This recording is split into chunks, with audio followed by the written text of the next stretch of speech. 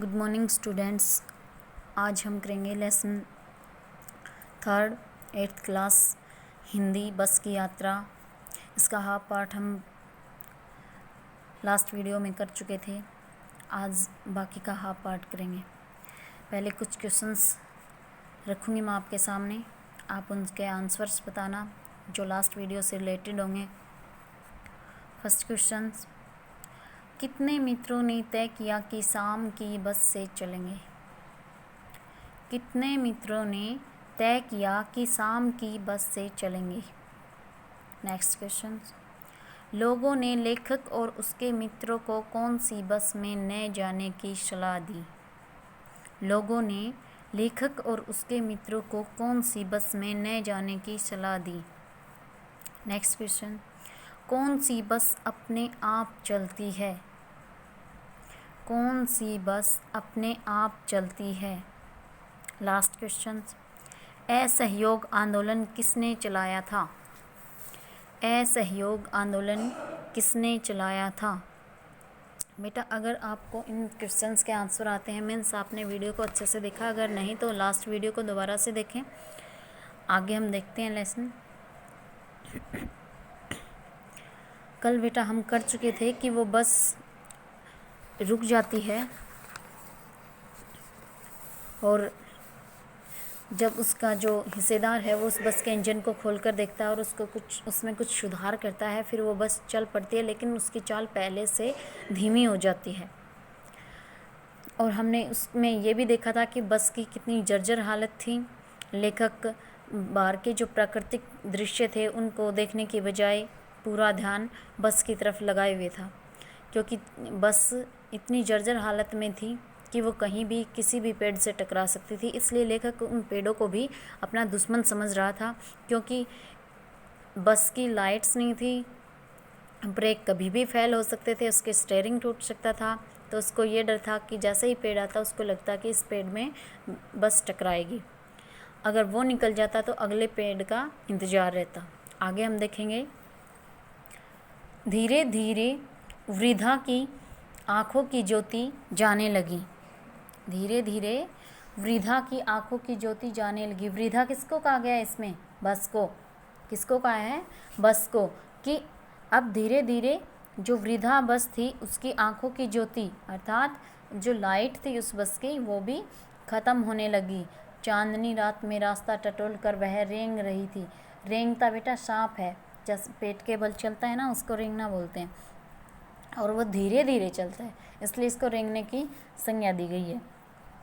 आगे या पीछे से कोई गाड़ी आती दिखती तो वह एकदम किनारे खड़ी हो जाती और कहती, निकल जाओ बेटी, अपनी तो वह उम्र ही नहीं रही। देखो बेटा, बस की जो मानवीकरण है वो एक बूढ़ी लेडीज़ के साथ किया गया है।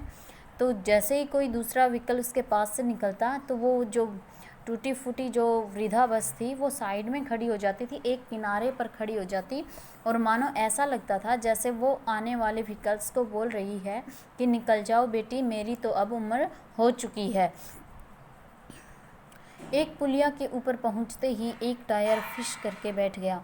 फिश करना मीन्स बेटा उसकी हवा निकल गई या फिर टायर पंचर हो गया होगा, मतलब वो अब नहीं चली। वह बहुत ज़ोर से हिलकर थम गई। जोर का झटका लगा एक बार और फिर वो एक जगह पर रुक गई, आगे नहीं चली। अगर स्पीड में होती तो उछलकर कहीं गिर जाती। बेटा अगर वो उसकी स्पीड ज़्यादा होती तो वो कहीं भी उछलकर नाले में या नदी में गिर जाती। मैंने उस कंपनी के हिस्सेदार की तरफ पहली बार श्रद्धाभाव से देखा। लेखक ने कंपनी के हिस्सेदार की तरफ श्रद्धाभाव यानी दया के भाव से देखा। वह टायरों की हालत जानते हैं कि लेखक सोच रहा है कि जो कंपनी का हिस्सेदार है उसको टायरों की स्थिति पता है, फिर भी वह जान हथेली पर लेकर इस बस में सफ़र कर रहे हैं। जान हथेली पर लेकर मतलब बेटा कि उनको पता है कि टायरों की हालत भी ख़राब है, बस की कितनी जर्जर हालत है, कभी भी ये किसी से भी टकरा सकती है, कभी भी कोई भी दुर्घटना हो सकती है और मृत्यु नज़दीक है, फिर भी वो उसी बस में सफ़र कर रहे हैं। उत्सर्ग की ऐसी भावना दुर्लभ है। सोचा, आम आदमी के साहस और बलिदान भावना का सही उपयोग नहीं हो रहा। बेटा लेखक ने सोचा कि जो ये आदमी है जिसने इतना साहस दिखा रखा है कि इतनी जर्जर बस में भी वो अपनी जान हथेली पर रखकर इतना इस बस में चल रहा है, तो ऐसे आदमी का साहस यानी वीरता और बलिदान, अगर ये मर जाएगा तो उसका बलिदान ही होगा, और बलिदान करने को तैयार है वो, इसीलिए तो वो डेली उसी बस में आता जाता है, का सही उपयोग नहीं हो रहा, अर्थात इसका सही से प्रयोग नहीं हो रहा। इसे तो किसी क्रांतिकारी आंदोलन का नेता होना चाहिए, क्रांतिकारी आंदोलन का नेता होना चाहिए। अगर बस नाले में गिर पड़ती और हम सब मर जाते तो देवता बाहें पसारे उसका इंतजार करते, कहते वह महान आदमी आ रहा है जिसने एक टायर के लिए प्राण दे दिए, मर गया पर टायर नहीं बदला।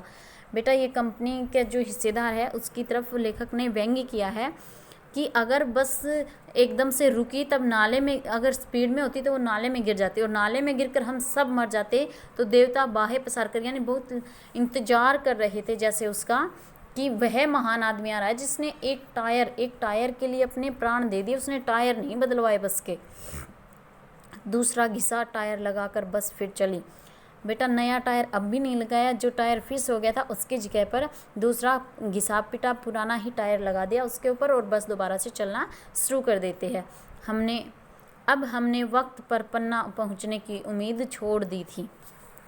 देखो बेटा लेखक को पहले तो लग रहा था कि वक्त पे पहुंच जाएंगे इसलिए उस बस में बैठे थे, लेकिन अब उस बस की हालत देखकर या इतनी यात्रा तय करने के बाद उसने उम्मीद छोड़ दी थी कि वो पन्ना समय पर पहुंच भी जाएंगे। पन्ना कभी भी पहुंचने की उम्मीद छोड़ दी थी, टाइम पर नहीं बेटा, उन्होंने तो ये उम्मीद भी छोड़ दी थी कि वो पन्ना पहुंच भी जाएंगे कभी। उनको ये लग रहा था पता नहीं अब तो ये इतनी बार ख़राब हो चुकी है, चल पड़ती है, लेकिन आगे किसी ना किसी पेड़ में टकरा कर या नदी नाले में गिरकर हम मर जाएंगे। पन्ना क्या कहीं भी कभी भी पहुंचने की उम्मीद छोड़ दी थी। लगता था ज़िंदगी इसी बस में गुजारनी है और सीधे उस लोक का प्रयाण कर जाना है।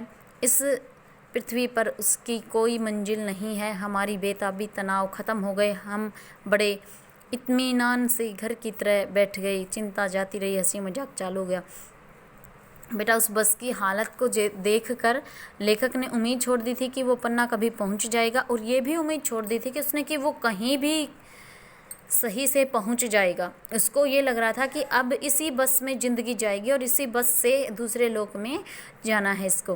पृथ्वी पर उसकी कोई मंजिल, यानी पृथ्वी पर अब रहने की कोई लक्ष्य या मंजिल नहीं है, वो सब ख़त्म हो चुका है। सारी जो बाकी की बची हुई ज़िंदगी है वो इसी बस में बितानी है, और इसी बस से उनकी मृत्यु हो जाएगी और वो दूसरे लोक में चले जाएंगे।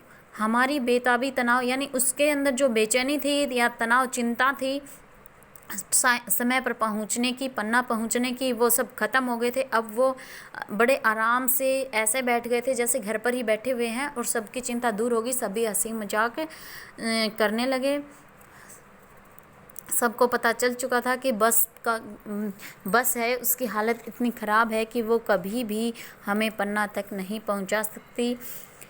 बेटा ये 8th क्लास का जो लेसन था हिंदी का ये आपका पूरा हो चुका है, और इसको आप अच्छे से करेंगे। बेटा इस पार्ट में आपने देखा होगा लेखक ने जर्जर बस के हालत का वर्णन करते हुए यातायात की दुर्व्यवस्था की ओर संकेत किया है कि कितनी जर्जर हालत में बस है, फिर भी वो जो बस का कंपनी का जो हिस्सेदार है वो उस टायरों को नए टायरों के बजाय पुराने टायरों से ही अपना काम चला रहा है। पता तो उसको भी है मृत्यु उसकी भी हो सकती है, वो भी तो बस में ही रहता है, बस में ही तो बैठ के चलता है, मृत्यु उसकी भी कभी भी हो सकती है। तो इसके मतलब उसका साहस देखो कि उसको पता है बस कभी भी ख़राब हो सकती है, टकरा सकती है, पेट से मर भी सकता है, फिर भी वो उसी बस में यात्रा करता है। ठीक है, तो बेटा अच्छे से इसको रीड आउट करना। Thank you.